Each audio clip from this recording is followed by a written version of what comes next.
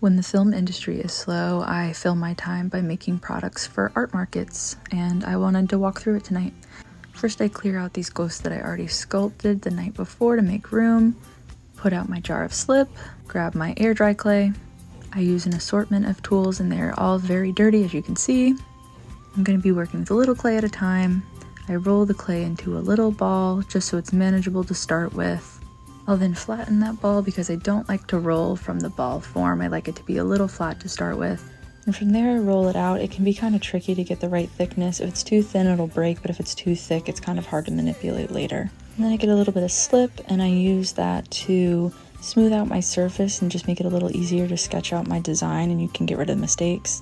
And then from here I take my thin carving tool and I just kind of lightly sketch out my design.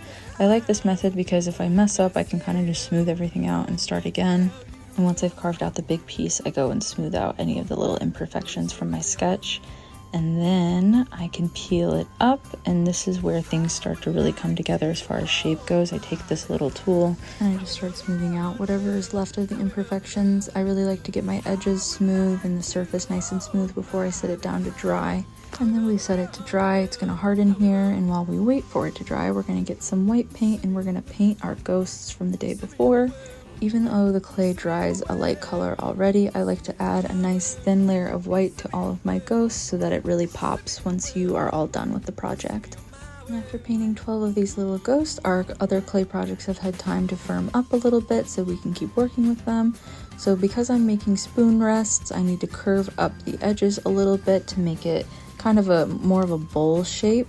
This will just make it so that these spoons sits nicer when it's all done. Now we'll move back to painting now that the white has dried, and we'll start adding little eyes to our ghost. As you can see, they are not perfect and I have to go in with an even tinier brush and kind of refine the circles a little bit. So we're left with 12 ghosts, 4 strawberries, and an egg yolk just for fun. Next time I'm going to paint the rest of those projects and put a coat of polyurethane on everything.